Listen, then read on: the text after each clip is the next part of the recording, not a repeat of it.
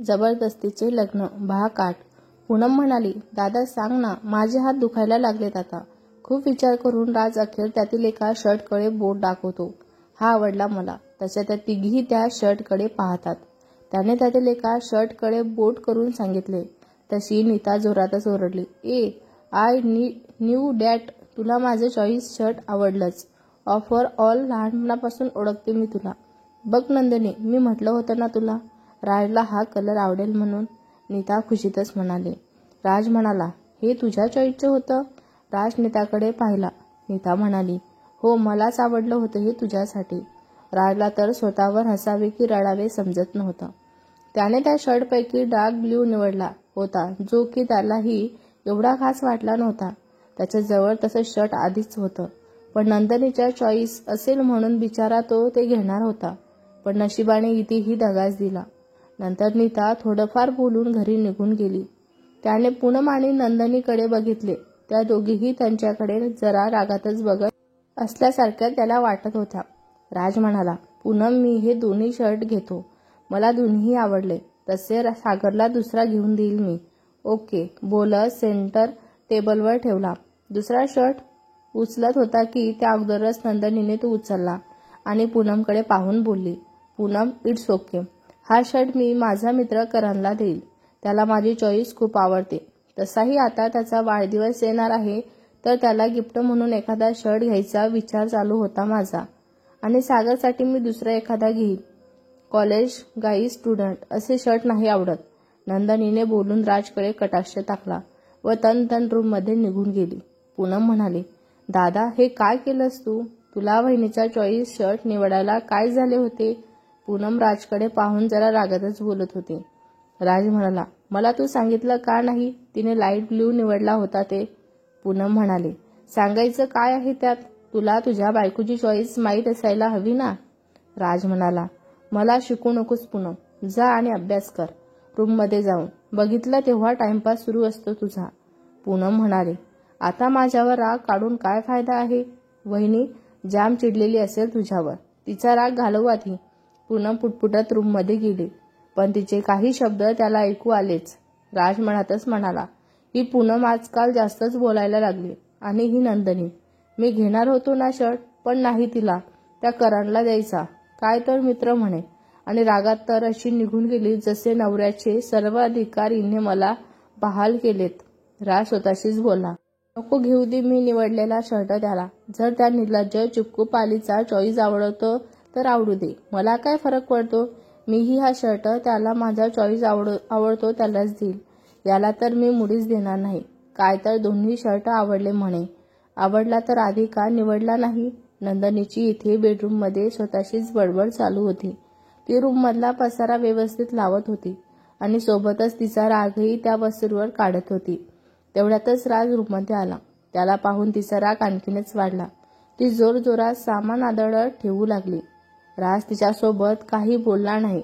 मुळात त्याला तो शर्ट हवा होता, पण आता बोलेल कसे ना? नंदिनी म्हणाली, तुला मी किती वेळा सांगितलं, हे कपाट पुन्हा लॉक नको करत जाऊ दे.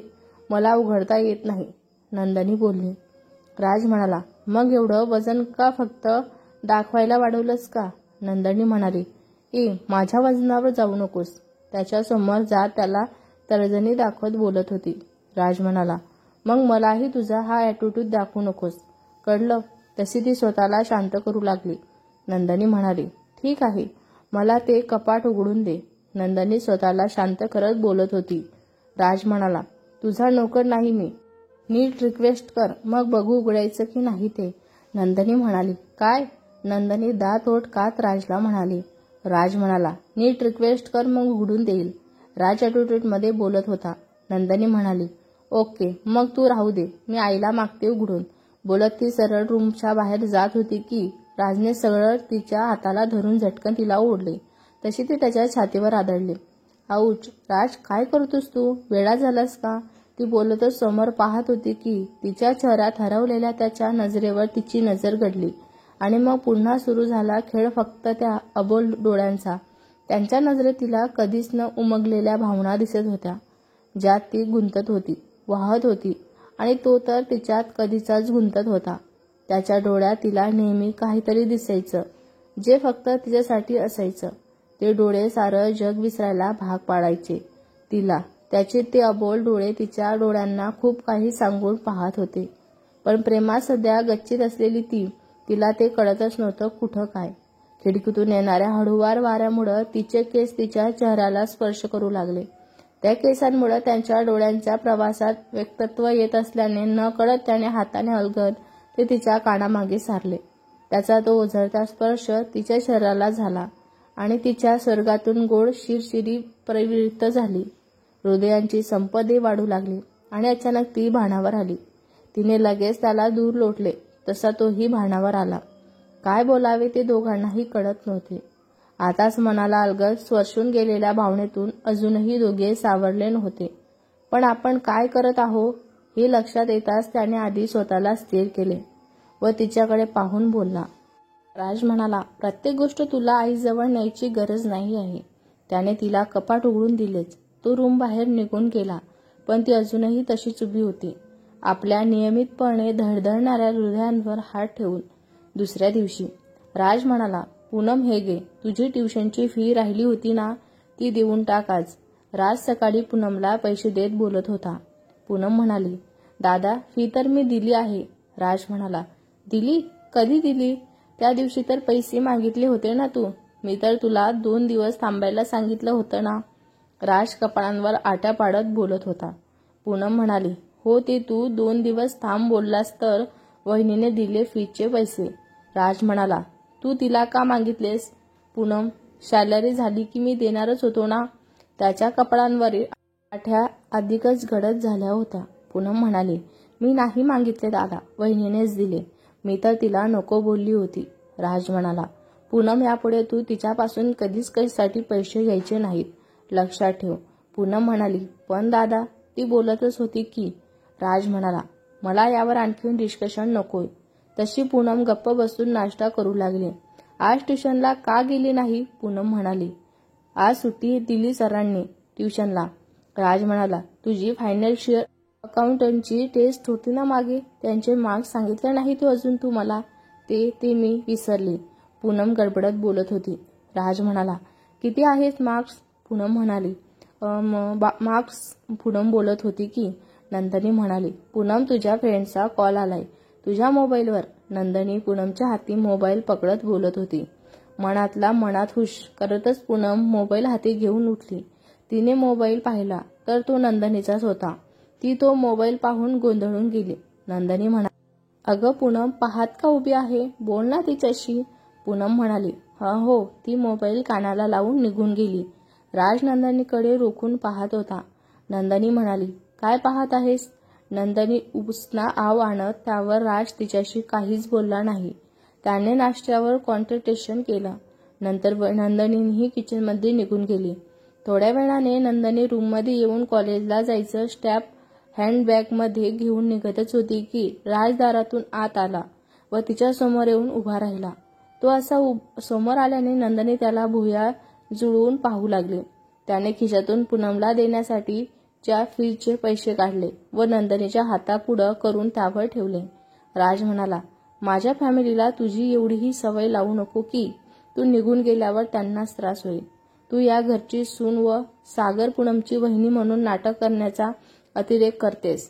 तिला तेवढे बोलून तो तसाच रूमच्या बाहेर निघून गेला. नंदिनी मनातच म्हणाली, नाटक? याला नाटक वाटते मी करते ते. ती तशीच त्याने हातात टेकवलेले पैसे पाहत मनातच बोलत होती. राधेश्याम म्हणाले, असं आहे तर हे पण मी तिला मला काही बोलली नाही अशी. सातपुते म्हणाले, कदाचित तू जास्त टेन्शन घेशील म्हणून नसले सांगितले तिनं. राधेश्याम म्हणाले, तू सांगितले का तिला तू माझा मित्र आहे ते म्हणून? सातपुते म्हणाले, नाही. तेव्हा माझ्याच लक्षात नाही आलं. पण नंतर मी डिवोर्स अपील करण्यासाठी काही इन्फॉर्मेशन हवी होती म्हणून मी राज चौधरीला कॉल केला होता. तेव्हा मला क्लिक झालं की नंदिनी तुझी मुलगी आहे ते. तसंही मी तिला लहानपणी बघितलं होतं पण लक्षात यायला थोडा वेळ लागला. राधेश्याम म्हणाले, तू हे बरं केलं प्रदीप की मला सांगितले. नाहीतर ही मुलगी मला कधीच सांगणार नव्हती. काय माहिती. मग आता काय करायचं विचार आहे तुझा?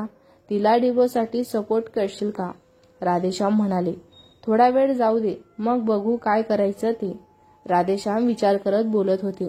आज नंदिनीला कॉलेज झाल्यानंतर रोहिणीला भेटायला जायचं होतं. फोन कट केल्यानंतर तर 2 दिवस ती तिच्याशी बोललीच नव्हती. तिला खूप मुश्किलपणे तिने मनवलेले होते. तेव्हा कुठं रोहिणीच्या आधी खरा पण मग लटका राग निवडायचा होती तर अखेर जीवाभावांची मैत्री. कुठपर्यंत राग धरून बसणार होती. नंदिनी रोहिणीच्या घरी आली होती. रोहिणीची आई बोलली, अगं नंदिनी, काय सुरेख दिसत आहेस ग. लग्न मानलं बरं का तुला. राव खूप प्रेम करतात वाटतं तुझ्यावर, हो ना. कविता रोहिणींची आई ते घरी येताच बोलत होती. नंदिनी म्हणाली, काही काय काकू, ते तर असंच. आता कॉलेज अंतर बरंच कमी आहे घरापासून. दगदग होत नाही जास्त म्हणून तुम्हाला वाटत असेल. नंदिनी हसत बोलत होती. कविता म्हणाली, बरं असेल बाई. आता मला थोडी ना सांगशील तू नवरा किती प्रेम करतो ते. कविता तिला चिडवत बोलत होता. कविता बोलल्या तसा नंदिनीला कालचा रातचा तो ओझरता स्पर्श आठवला आणि पुन्हा तिच्या स्वप्नातून एक लुप्त शिरशिरी वाहून गेली. नंदिनी म्हणाली, काकू तुम्ही पण ना काहीही तर्क लावता. नंदिनीला कळलेच नाही कधी तिच्या गोऱ्या गालांवर हलकी गुलाबांची लकीर उमटली ते. कविता म्हणाली, पण बरं झालं आलीस बघ. लग्न जुळल्यावर मला तुझ्यासाठी रांगोळी ताट जेवणही करता आलं नाही. आता आलीस आहेस तर जेवून जा. नंदिनी म्हणाली, अहो काकू, मी फक्त रोहिणीला भेटायला आलेली आहे. कुठं आहे ती. कविता म्हणाली, अगं कुठं काय, रूममध्येच आहे. जा भेटून घे. मी रूममध्ये काहीतरी घेऊन येते खायला. नंदिनी रोहिणीच्या रूममध्ये आली तर ती बेडवर सारं अंग पसरून झोपली होती. बेडशीट एकीकडं, उशी एकीकडं आणि ती एकीकडं. नंदिनी म्हणाली, हे रोहिणी, यावेळेस का झोपलीस ग तू. तुझी तब्येत तर ठीक आहे ना. नंदिनी तिच्या जवळ येऊन कपाळांवर हात टेकवत बोलत होती. नंदिनीचा आवाज येताच रोहिणीने डोळे उघडले. रोहिणी म्हणाली, नंदिनी तू इथे. काय झालं, सर्व ठीक तर आहे ना. रोहिणीने झटक्याने उठून विचारले. नंदिनी म्हणाली, हो रोहिणी, सर्व ठीक आहे. मी तर सहज तुला भेटायला आली आणि मी तुला सांगितलं तर होतं मी येणार आहे म्हणून. रोहिणी म्हणाली, अगं हो, त्या इडियट चिपजीमुळं माझं डोकं जरा खराबच झालं म्हणून डोक्यातून निघून गेलं. नंदिनी म्हणाली, इडियट चिपंजी. नंदिनी गोंधळून रोहिणीला म्हणाली, अगं तोच त्या दिवशी भेटला ज्याने मला धक्का मारला होता. रोहिणी त्याला आठवतच दात ओठ कात बोलत होती. नंदिनी म्हणाली, हा पण तो विषय तर मिटला ना तिथेच.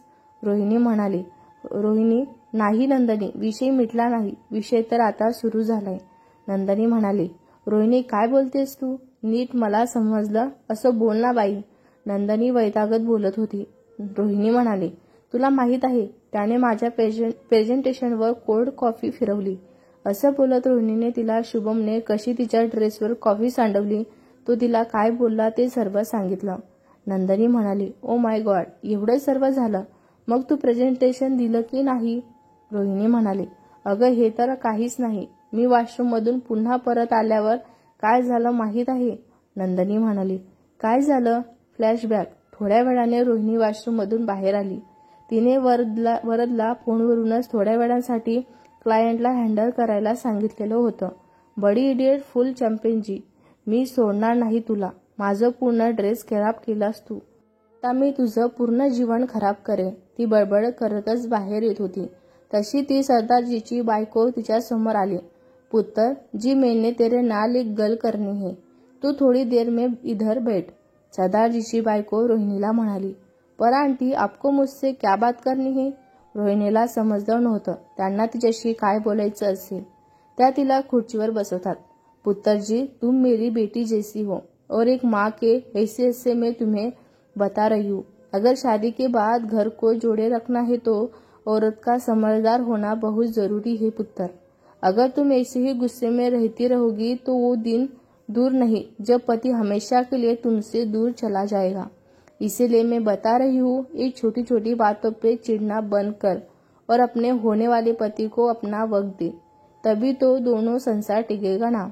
सरदारजी की पत्नी रोहिणी म्हणाले, व्हाट पती. कोणाचा पती. रोहिणीला कळलं नव्हतं ते काय बोलत आहे. देख बेटा, अभी भी तू गुस्से में है. अब गुस्सा थूक दो. तेरा होने वाला पति सी पीपल के पेड़ के नीचे तेरा इंतजार कर रहा है. जा और उसको गले मिलके बड़े दिल से उसे माफ कर दे. सरदारजी की बायको रोहिणी म्हणाली, कौन होने वाला पति, कौन सा पीपल का पेड़, ये क्या बात बोल रही है आप? रोहिणीला काही समजत नव्हतं. सरदारजीची पत्नी बोली, अरे वही पति जो थोड़ी देर पहले तुम्हें यहाँ मना रहा था, जिसकी वजह से तुमने उस गुस्से में अपने ही ऊपर कॉफी डाल दी. रोहिणी म्हणाली, काय मी स्वतःवरच कॉफी सांडवली? हे कोणी सांगितलं तुम्हाला? सरदारजीची पत्नी बोली, और कौन बताएगा? तेरा होने वाला पति, उसी ने हमें बताया. रोहिणी म्हणाली, एक मिनिट, तू इथे या टेबल जवळ माझ्यासोबत बोलत होता, त्याने सांगितलं का तुम्हाला? रोहिणीने रागातच विचारले. बिचारी एवढं डोकं फिरलं होतं की ती हिंदीवरून मराठीवर कधी आली तिचं तिलाच कळलं नाही. सरदारजीची पत्नी बोली, हा पुत्र जी वही तो तेरा पति है ना, अब जा जल्दी, वो राह देख रहा है तेरी पीपल के पेड़ के नीचे. रोहिणी म्हणाली, हाँ आंटी मैं जाती हूँ पीपल के पेड़ के नीचे. रोहिणी दांत ओठ खात बोलत होती. हाँ जा पुत्र, अब मैं चलती हूँ, भगवान तुम दोनों की जोड़ी सदा बनाए रखना. सरदारजी की पत्नी व सरदारजी तिला फुकटचा आशीर्वाद देऊन निघून गेले. रोहिणी मनातच बोलली, पीपल का पेड़, चिपंजू तू कर वेट आणि फक्त एकदा मला भेट. नाही ना तुझी कंबर मोडली थेट, तर नाव नाही लावणार Rohini the daughter of. Rohini मनातच दाट होत कात बोलत होती. ओ माय गॉड, एवढं सर्व झालं? नंदनी आश्चर्यचकित होऊन बोलली. हो, रोहिणी रागातच बोलली. नंदनी म्हणाली. त्यावर नंदनी 2 मिनिटं स्तब्ध झाली आणि मग मोठमोठ्याने हसू लागली. रोहिणी म्हणाली, नंदनी तू हसू का राहिलीस? रोहिणी चिडून बोलली. नंदनी म्हणाली, अगं हसू नको ना, काय झालं? त्याने तर डायरेक्ट तुला होणारी बायकोच बनवलं आणि तू सांगितलं का नाही त्या सरदारजींना की तो तुझा कोणीच नव्हता ते? रोहिणी म्हणाली, त्याने काय झालं असतं ते आणखीन मला विचारत बसले असते आणि माझा त्यांना समजण्यात टाइम गेला असता. नंदनी म्हणाली, पण मग तू प्रेझेंटेशन कसं दिलंस? नंदनी हसू आवरत बोलत होती. रोहिणी म्हणाली, दिलं तसंच, with extra coffee blemish dress. ते क्लायंट एवढे विचित्रपणे पाहत होते. नंदनी मला तुला काय सांगू, बरं झालं त्यांनी डील कॅन्सल नाही केले, नाहीतर माझी नवी नोकरी मला एका इडियट चिपंजीमुळं सोडावी लागली असती. नंदनी म्हणाली, जाऊ दे आता, विचार नको करूस, तुझ्या नोकरीवर गदा नाही आली ना, एवढंच खूप झालं. रोहिणी म्हणाली, पण तो चिपंजी मला पुन्हा भेटेल ना, मी सोडणार नाही त्याला. त्यानंतर कविता स्नॅक्स घेऊन आल्या. तो विषय तिथेच थांबला. संध्याकाळी नंदनी घरी आली तशी पूनम तिला बिलगली. पूनम म्हणाली, थँक्यू बहिणी, सकाळी तू मध्ये आली नसती ना तर मला नक्कीच दादाचं आज भले मोठं लेक्चर ऐकावं लागलं असतं. वर आईचा ओरडा मिळाला असता ते वेगळंच, पण तुला कसं कळलं मला दादाला मार्क्स सांगायचे नाही ते? नंदनी म्हणाली, तुझ्या पप्पवरून मला फक्त यावेळेस वाचवलं हा मी. मला सांग तुला मार्क्स कमी कसे काय पडले? नंदनी बारीक डोळे करून बोलली. पूनम म्हणाली, कमी नाही पडले, पण मागच्या टेस्टपेक्षा 3 मार्क्स कमी पडले.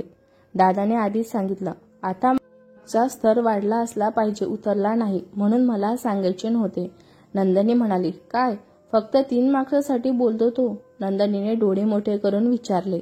पूनम म्हणाली, तो माझा आणि सागरच्या अभ्यासाबाबतीत खूप स्ट्रिक्ट आहे. बाकी गोष्टी दुर्लक्ष करेल, पण अभ्यासाबाबतीत मुळीच नाही. नंदनी म्हणाली, हो असं आहे का? नंदनीला त्याचं कौतुकच वाटलं.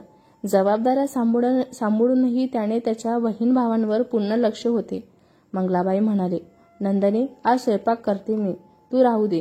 तू पण थकून येतेस ना कामांवरून? नंदनी म्हणाली, नाही आई, करते मी, मला सवय आहे करायची. तुम्हीही मेसवरून थकून येता ना? मंगलाबाई म्हणाली, अगं मग काय झालं, आधी का करत नव्हते का मी?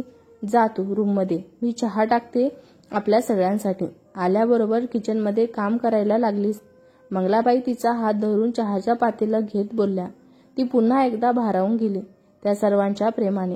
विनाकाम हाती चहा तर तिच्या घरीही तिला कधी मिळाला नाही. मग ती कितीही थकून का आलेली असेना, पण मंगलाबाईंच्या मायेत तिला ते सर्व प्रेम मिळत होतं, ज्याची तिने अपेक्षाही केली नव्हती. बऱ्याचदा ते प्रेम खोटे असेल अशी ती स्वतःला समजावत होती, पण मनाला ते कधीच पटले नाही. पूनम सागरशी तर तिला काहीच तक्रारच नव्हती, पण मंगलाबाईही तिच्या हळव्या मनात मायेची फुंकर घालून तिच्या मनातील फसवणुकींच्या अडीवर प्रश्नचिन्ह निर्माण करत होत्या. आणि राहिले राज आणि तिचे नाते, त्याने तुटले किंवा टिकणे तर आयुष्यात पुढे घडणाऱ्या घटनांवर अवलंबून होते. पण खरंच काय असणार होते त्याच्या नात्यांचे भविष्य? टिकणं तुटणार, बहरणार की उमलण्याच्या आधीच कोमजणार याचे उत्तर तर सध्या त्या नियतीकडेही नसावे कदाचित. आता पुढं बघूया. आज सकाळी चौधरी फॅमिलीत रोजचीच गडबड चालू होती. नंदनीला जाणवले होते की मंगलाबाईकडून जास्त काम होत नाहीत. एखादं जड काम केलं की त्याचा लगेच श्वास फुलतो. त्यात त्यांना मेसरही जायचे असायचे, म्हणून ती जास्तीत जास्त कामात त्यांना मदत करायचा प्रयत्न करत होती. आता त्यांची माया खोटी आहे की खरी याचा विचार तिला करायचाच नव्हता. त्या खोट्या मायेसाठीही ती लहानपणापासून तरसलेली होती. सुमित्राचं एक विशेष होतं, तिने दिखाव्यांसाठीही कधी तिच्यावर प्रेम केलेच नव्हते की एखादा प्रेमळ शब्द तिच्याशी बोलली नव्हती. ती सतत तिचा रागराग करत होती, मग समोर राधेश्यामराव असले तरीही. म्हणून तिला आता त्या बाबतीत तरी मंगलाबाईंवर संशय घ्यायचाच नव्हता आणि ती एखाद्याला त्रासात बघून खुशही होऊ शकत नव्हती. मंगलाबाईंचा बीपी वाढल्यामुळे तिला त्यांची काळजी वाटत होती आणि म्हणूनच ती शक्य होईल तेवढ्या कामात मंगलाबाईंना मदत करत होती. पूनम सकाळच्या ट्युशनला जात असल्याने तिचा मदत करण्याचा प्रश्नच नव्हता. राजला मात्र तिला आईची एवढी काळजी घेताना बघून नवल वाटत होते. त्याला कळत नव्हते ती सुनेचं नाटक एवढ्या आत्मीयतेने का करत आहे. तिला तिचा PhDचा अभ्यासही करायला लागत होता ना, म्हणून. कॉलेजच्या एखाद्या ऑफ लेक्चरमध्ये ती तो करत होती आणि कॉलेज झाल्यानंतरही काही वेळ कॉलेजच्या लायब्ररीमध्ये बसत होती. आज सकाळचे काम आवरल्यावर ती बाथरूममध्ये जाऊन रूममध्ये आली. तिला अंगात थोडी कणकणीत जाणवत होती, पण तिने त्याकडे दुर्लक्ष केले. राज रूममध्ये ऑफिसला जायची तयारी करत होता. नंदनी म्हणाली, तू तुझं लवकर का आवरत नाहीस? तुझ्यामुळे मला रोज थांबावं लागतं. राज म्हणाला, मी वेळेवर आवरतो, तू माझ्या वेळेवर येते त्यात मी काय करणार आहे? राज आशात बघतच उत्तर देत होता. त्यावर नंदनी शांतच राहिली. प्रत्येक शब्दाला प्रतिउत्तर देणारी आज शांत कशी काय म्हणून त्याने तिच्याकडे पाहिलं तर त्याला तिचा चेहरा उतरल्यासारखा वाटत होता. राज म्हणाला, काय झालं तुला? तब्येत ठीक नाही का? राज तिच्या जवळ येऊन बोलत होता. नंदनी म्हणाली, काही नाही झालंय, तू तुझं आवर पटकन. राज म्हणाला, नंदनी मी सरळ विचारतो ना, प्रत्येक गोष्टी तुला वाद घालायचाच असतो का ग? त्यावर ती काहीच बोलली नाही. त्याने तिच्या कपड्यांवर हात लावला. तिने त्याला प्रतिकारही केला नाही. तिचं अंग त्याला गरम लागले. राज म्हणाला, किती ताप आलाय तुला? आंघोळ कशाला केलीस? नंदनी म्हणाले, राज प्लीज, एवढं काही झालेलं नाही आहे. याआधी यापेक्षाही जास्त फ्लिवरमध्ये कॉलेजमध्ये गेलेली आहे मी. मला आवरू दे आता. बोलून ती उठून होती की राज म्हणाला, गेली असेल पण आता नाही जायचं. नंदनी म्हणाली, काय? राज म्हणाला, याआधी गेली असेल तू फीवर असताना कॉलेजमध्ये, पण आता जायचं नाही आणि माझ्यासोबत डॉक्टरकडे चालायचं. नंदनी म्हणाली, राज प्लीज ना, मला तुझ्याशी वाद घालायचा मुळीच मूळ नाही आहे आणि एवढ्या तापाने काही होत नाही, मी ठीक आहे. बोलून ती उठली आणि आशा जवळ जाऊ लागली. राज म्हणाला, तुला एक वेळ सांगितलेलं कळत नाही का ग? तू आज कॉलेजला नाही जायचं म्हणजे तर नाही जायचं. राज आता आवाज चढवत बोलत होता. नंदनी म्हणाले, राज ती बोलतच होती की. राज म्हणाला, ठीक आहे, जा तू. मी तुझ्या बाबांना कॉल करून सांगतो तू फीवर असूनही कॉलेजला जात आहे ते म्हणून. तिच्याशी बोलत त्याने मोबाईल हाती घेतला. नंदनी म्हणाले, तू असं काहीच करणार नाही आहे. नंदनी त्याच्या समोर येऊन बोलली. राज म्हणाला, मी असंच करणार आहे. त्याने डायल पॅड ओपन केलाच की नंदनीने त्याच्या हातातून मोबाईल हिसकावून घेतला. नंदनी म्हणाली, ठीक आहे, नाही जात मी. नंदनी गुस्स्यातच बोलली. राज म्हणाला, that's like a my good wife. Raj घालातच हसत मनातच बोलला, ओके चल मग आवर तुझं आता, आपण डॉक्टरकडे जाऊया. नंदनी म्हणाली, मी घरी जायला हो बोलले, डॉक्टरकडे जायला नाही. राज म्हणाला, ठीक आहे, नको येऊस, मी बाबांना फोन लावते. तो परत मोबाईल काढत बोलत होता. नंदनी म्हणाली, राज तू मला आता ब्लॅकमेल करतोस. नंदनी रागात बोलली. तिचा फीवरमुळे शांत असलेला आवाज पुन्हा वाढला होता. राज म्हणाला, तू ऐकलं नाही तर मला असंच करावे लागेल. नंदनी म्हणाली, पण एवढ्याशा फीवरसाठी डॉक्टरकडे कोण जात असतं? राज म्हणाला, मी जात असतो आणि तुलाही यावंच लागेल. तिला कळत नव्हते एवढ्याशा फीवरसाठी तो एवढा ओव्हर ॲक्टिंग का करत आहे, पण आता त्याच्याशी वाद घालून काही फायदाही नव्हता आणि तिची इच्छाही नव्हती, म्हणून ती गप्प बसली. तिने तिचं आवरायला घेतलं. मंगलाबाई केव्हांच्या नाश्ता आणि टिफिन बनवून मेसवर निघून गेल्या होत्या. म्हणून घरात ते दोघेच होते. नंदिनी म्हणाली, तुला नाश्ता नाही करायचा का? नंदिनीने ते रूम बाहेर आल्यावर विचारले. राज म्हणाला, नाही, तुला करायचा असेल तर करून घे. नंदिनी म्हणाली, मलाही नको आहे. बोलून ती बाहेर पडली. दरवाजा लॉक करून तोही आला. गाडीवर ते दोघेही निघाले. तिला तर कळत नव्हतं ती त्याचं एवढं का ऐकत आहे. डॉक्टरकडे आल्यावर त्यांना थोडा वेळच झाला. ते क्लिनिक जरा मोठं होतं आणि तिथे गर्दीही बरीच वाढलेली होती. एवढ्या मोठ्या क्लिनिकमध्ये आणायची काय गरज होती याला? तेही साध्या फिव्हरसाठी. याला खरंच माझी काळजी वाटत आहे का? नंदिनी विचार करत होती. नंदिनी म्हणाली, राज, किती गर्दी आहे इथे. तुला ऑफिसला जायला लेट होईल. एक काम कर, तू जा, मी चेकअप करेल माझं. राजने तिला फक्त एक थंड नजर दिली. ते पाहून तिला कळलं तो जाणार नाही ते. नंदिनी म्हणाली, राज, मला खरंच आता बरं वाटत आहे. चल ना परत. नंदिनी शांततेत बोलत होती. राज म्हणाला, तुझ्या आवाजावरून कळत आहे तुला किती बरं वाटत आहे ते. आणि आईला कळलं की तुला फिव्हर असूनही मी डॉक्टरकडे नाही नेलं तर तीही मलाच बोलेल. राज तिचा श्रेण आवाज पाहून बोलत होता. नंदिनी मनातच म्हणाली, ओ, तर आईसाठी आणले याने मला इथे. नंदिनी मनातच बोलली. त्याचे नाव आले तसे ते आत गेले. डॉक्टरांनी तिचे चेकअप केले. काळजी करायची गरज नाही आहे. जस्ट नॉर्मल व्हायरल फ्लिअर आहे. मी मेडिसिन लिहून देतो आणि एक इंजेक्शन देतो. दिवसात बरं वाटेल. नंदिनी म्हणाली, डॉक्टर, मला इंजेक्शन नको. तुम्ही प्लीज फक्त मेडिसिन लिहून द्या. त्यावर डॉक्टरांनी राजकडे पाहिलं. राज म्हणाला, नंदिनी, घेऊन घे ना इंजेक्शन तर आहे. राज नंदिनीच्या कानाजवळ बोलला. नंदिनी म्हणाली, मग तू घे, मला नको. राज म्हणाला, नंदिनी, फिव्हर तुला आहे, मला नाही. नंदिनी म्हणाली, ते काहीही असो, पण मी इंजेक्शन घेणार नाही म्हणजे घेणार नाही. तिला प्रोफेसर कोणी बनवले काय माहिती. तिचे स्टुडंटही तिच्यापेक्षा जास्त समजदार असतील. राज मनातच विचार करत म्हणाला, डॉक्टर, तुम्ही फक्त मेडिसिन द्या, इंजेक्शन नको. डॉक्टरने मेडिसिन दिली. चेकअप झाल्यावर ते क्लिनिकच्या बाहेर आले. त्याने तिला घरी सोडले. ती घरात जातच होती की त्याने तिला आवाज दिला. नंदिनी. पुन्हा तिच्या अंगावर शहारे आणणारी हाक तिच्या कानावर आली आणि ती झरकन मागे वळली. कदाचित ती हाक हृदयापासून दिलेली असावी. ती लॉकच की, तो की तिला दाखवत बोलला. तिने ती चाबी घेतली, पण माहीत नाही का तिच्या कानाला आता दुसरे काहीतरी ऐकायचे होते. त्यालाही खरं तर तिला नीट काहीतरी खाऊन मेडिसिन घे हे सांगायचे होते, पण ते शब्द त्याच्या तोंडात राहिलेच नाही. तिला की देऊन तो ऑफिसला निघून गेला. पण नंदिनी तो नजरे आड होईपर्यंत त्याला पाहत होती. मला वाटते आता तू त्या साडी कापणाऱ्यांचा नाद सोडून दे. पूनम, किती दिवस झाले आपण शोधतोय. त्याला पण अजून आपल्याला तो मुलगा आहे की मुलगी हेही कळलेलं नाही आहे. पूनम, अमिता, विकी कॅन्टीनमध्ये बसले होते. तेव्हा विकी बोलला. पूनम म्हणाली, असं कसं सोडून देऊ विकी.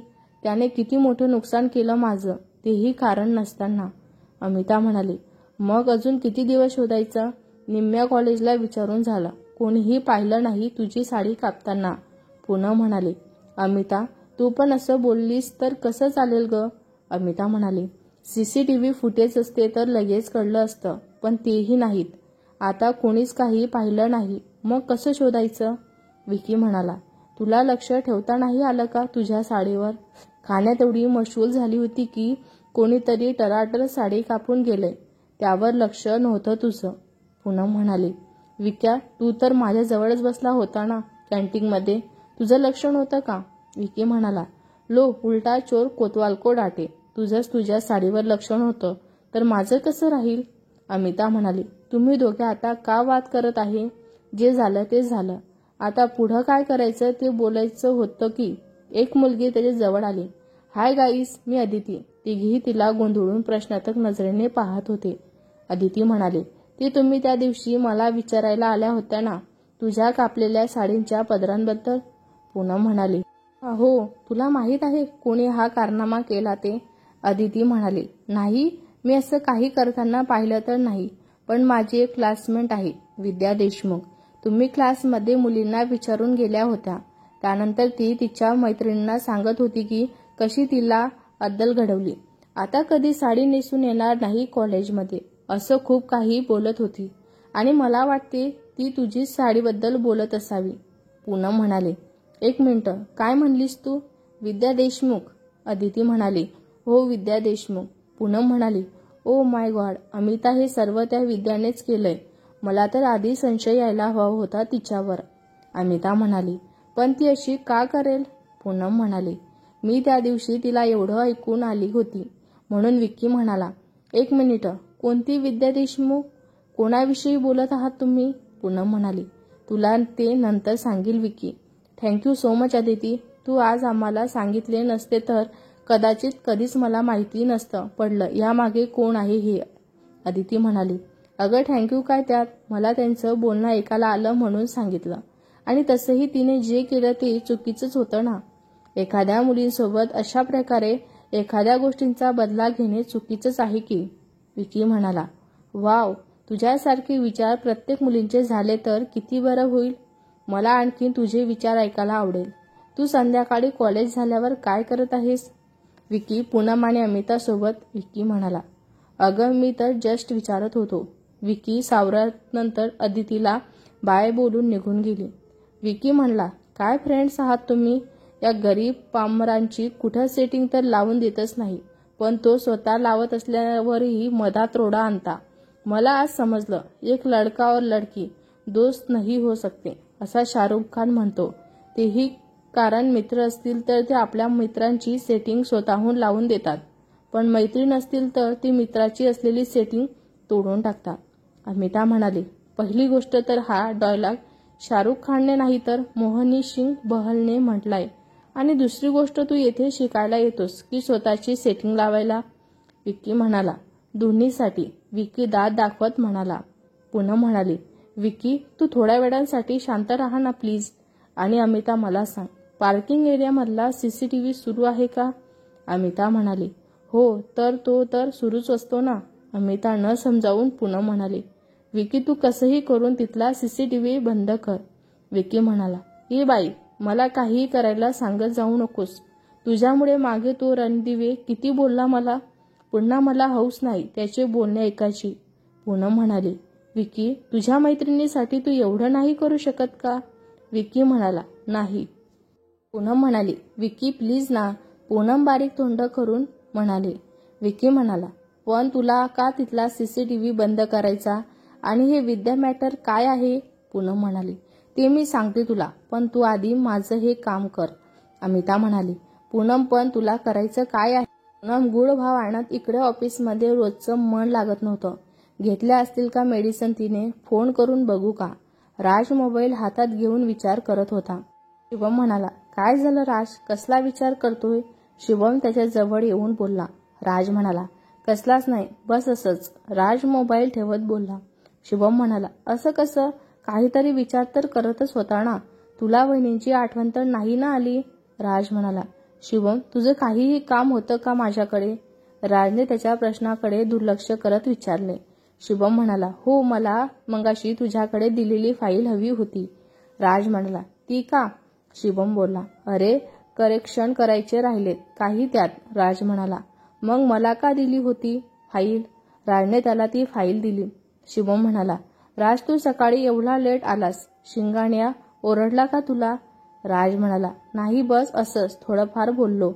शिवम म्हणाला, त्याचं थोडंफार म्हणजे खूप असतं माहीत नाही का तुला? राज म्हणाला, शिवम आता तू जागेवर जा आणि मला माझं काम करू दे.